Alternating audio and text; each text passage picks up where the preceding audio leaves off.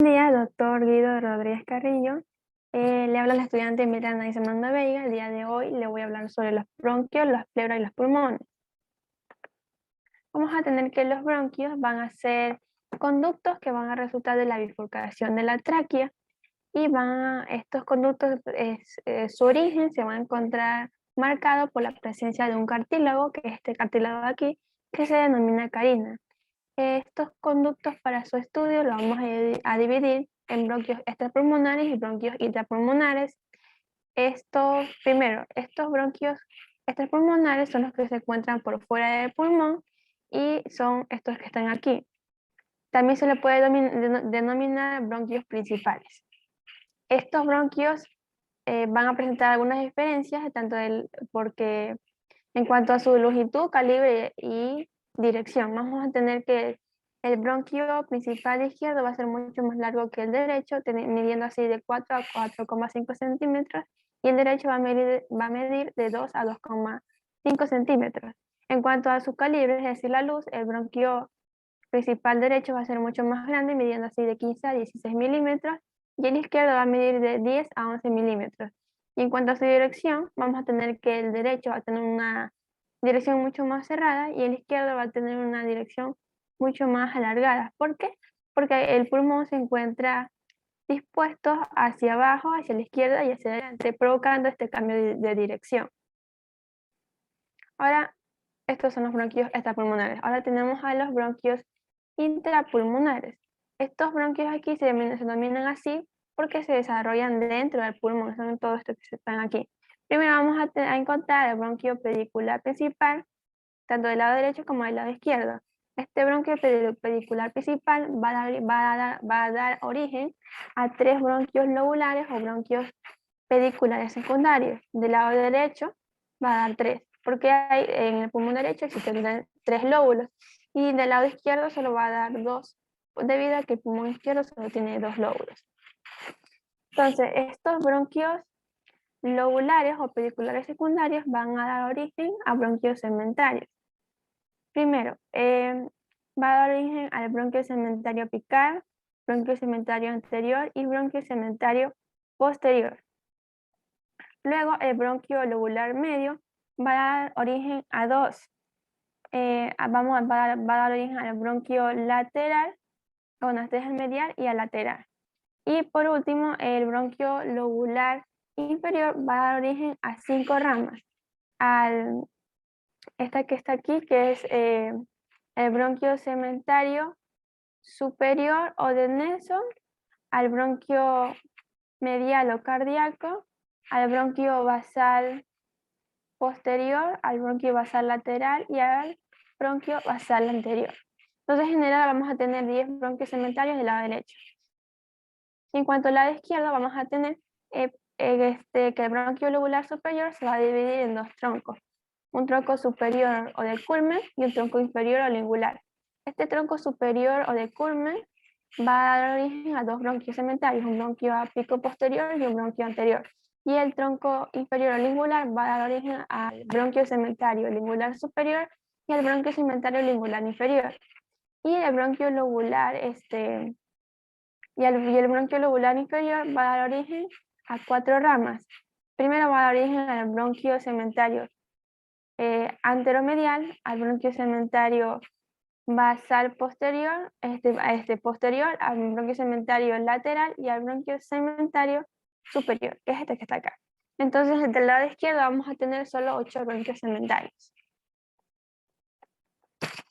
Vamos a tener que luego estos bronquios segmentarios van a seguir los bronquios subsegmentario mayor, subsegmentario menor, y luego va a seguir el bronquio terminal, el cual va a terminar en un solo lobulillo pulmonar, el cual microscópicamente es el saco alveolar donde se va a realizar la hematosis. Luego tenemos que a los pulmones. Estos pulmones van a ser los órganos principales de la respiración y su función principal va a ser oxigenar la sangre mediante un proceso de difusión entre el oxígeno y el dióxido de carbono que se dan los alveolos y que se conoce como la hematosis. A estos pulmones se encuentran dentro de la cavidad torácica, ambos separados uno de otro mediante el mediastino. Ambos pulmones van a, van a tener, van a tener un color como rosado en los niños, pero a medida de que vamos creciendo, el pulmón se va tornando de un color grisáceo. En cuanto a su peso, el pulmón derecho va a ser mucho más grande, midiendo así 600 gramos, y el pulmón izquierdo va a medir 500 gramos. El pulmón, para su estudio, va a presentar una cara lateral o costal, una cara medial o mediastínica, una base que se relaciona con el diafragma y un vértice. La cara costal, esta es una cara lisa, convexa y se encuentra en contacto con toda la caja torácica, razón por la cual a veces podemos encontrar pequeñas expresiones conocidas como las impresiones costales. La más común es la impresión costal de la primera costilla, que es esta que está aquí, tanto del lado izquierdo como del lado derecho. También otro dato característico de esta cara es que a este nivel podemos encontrar las fisuras o cisuras que van a dividir a los pulmones en lóbulos. Primero tenemos del lado derecho, o sea, en el pulmón derecho tenemos a la fisura horizontal y a la fisura oblicua, dividiendo así el pulmón derecho en un lóbulo superior, lóbulo medio y lóbulo inferior. Y en el pulmón izquierdo vamos a tener solo una fisura, que es la fisura oblicua, dividiendo así el pulmón en un lóbulo superior y en un lóbulo inferior. En el pulmón izquierdo además vamos a tener una escotadura, que es la escotadura cardíaca. Esta escotadura va a condicionar la presencia de una pequeña lengüeta, que es esta, que se conoce como la língula del pulmón. En la cara mediastínica vamos a tener que hacer cóncava, es esta cara de aquí, y se va a relacionar con todos los elementos del mediastino. Aquí vamos a encontrar una pequeña depresión que se conoce como el hilio del pulmón, el cual va a ser un orificio que va a estar atravesado o va a dar paso al pedículo pulmonar. Pero, ¿qué es este pedículo pulmonar? O sea, ¿cómo está formado? Bueno, va a estar formado por los bronquios extrapulmonares, arterias y venas pulmonares, arterias y venas bronquiales, va a estar formado por vasos linfáticos y el plexo pulmonar. Y estos elementos son los que se encuentran ingresando o saliendo del pulmón a través del hilio. Ya, este hilio es esto que está aquí. Tenemos que conocer que del lado derecho vamos a encontrar primero, de posterior a anterior, vamos a encontrar primero a los bronquios extrapulmonares, a las arterias pulmonares y a las venas pulmonares. Y del lado izquierdo vamos a encontrar primero a las arterias pulmonares, bronquios extrapulmonares y venas pulmonares. En esta cara también vamos a encontrar impresiones dejadas, en el pulmón derecho vamos a encontrar primero la impresión esofágica, la impresión traqueal, la impresión de la vena brachiocefálica derecha, que va a condicionar hacia abajo la impresión de la vena cava superior, la impresión tímica, la impresión cardíaca, la impresión de la vena cava inferior, otra vez la impresión esofágica y la impresión de la vena ácido, la cual va a formar, como vemos aquí, un arco por encima del ilion que va a tener y va a desembocar en la vena cava superior.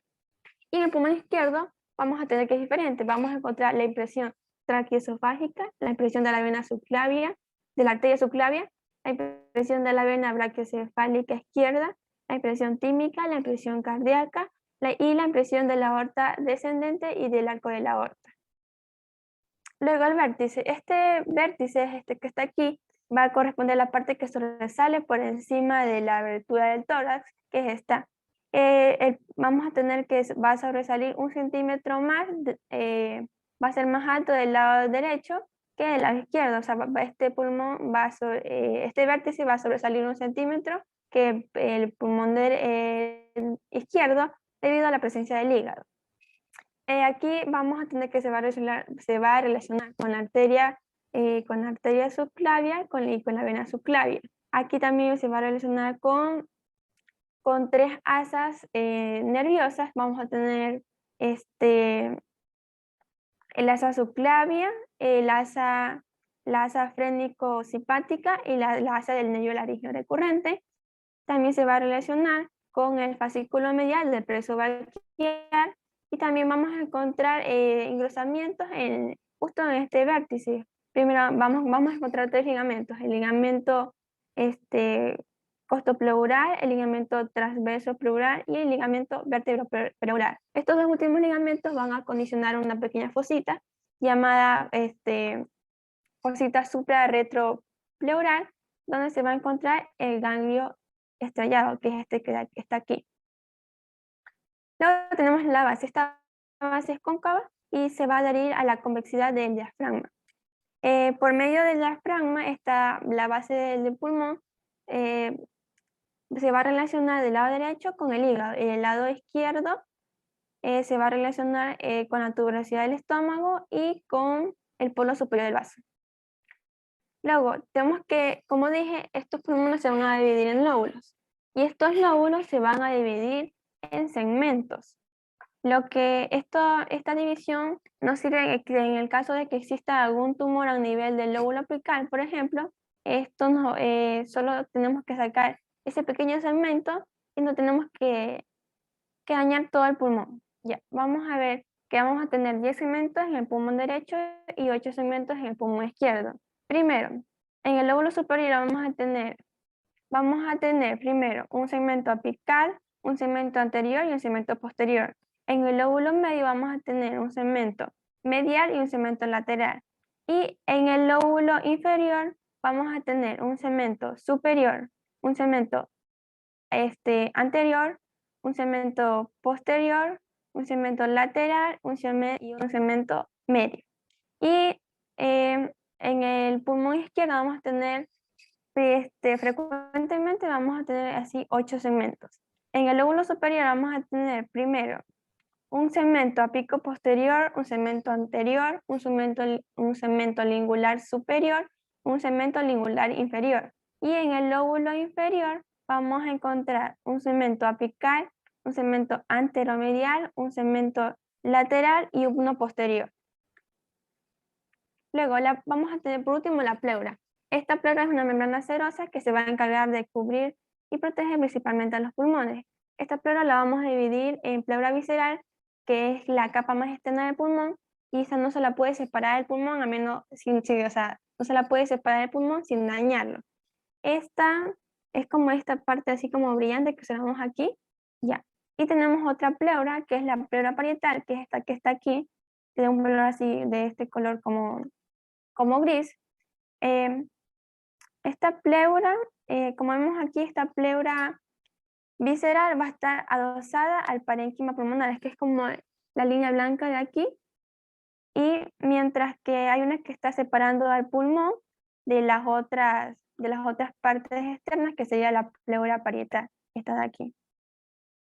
Entre estas dos pleuras hay un espacio así, un pequeño espacio que se conoce como la cavidad pleural, donde se encuentra el líquido pleural. Lo que hace este líquido es permitir el movimiento, permitir que no exista el roce entre estas dos pleuras durante la respiración. Y esta pleura parietal va a recibir, se va a dividir en porciones de acuerdo en el lugar que esté relacionada. Vamos a tener una pleura diafragmática, esta que está aquí, una pleura costal que se relaciona con la cavidad torácica, una pleura mediastínica que se relaciona con el mediastino y ya. Y la cúpula pleural, y eso. Entonces, además vamos a tener unos recesos o senos que van a ser espacios que no van a estar cubiertos principalmente por pulmón. Vamos a tener uno que está entre la pleura mediastínica y la costal, que se la conoce como seno o receso costomediastínico, que es este que está aquí. Vamos a tener un espacio inferior, que es este de aquí, que está entre la pleura diafragmática y la pleura costal, que se conoce como receso o seno costodiafragmático. Luego tenemos el glosario. La hematosis pues, es el proceso de intercambio gaseoso entre el ambiente exterior y la sangre de un animal, cuya finalidad es la fijación del oxígeno y la eliminación de dióxido de carbono durante la respiración. Receso seno es un espacio vacío o hueco dentro de un cuerpo o un objeto, y fisura es separación o ruptura que se produce en lo que parecía unido y homogéneo. La bibliografía fue sacada del libro de Testú y me guié también de un video de YouTube. Gracias por su atención.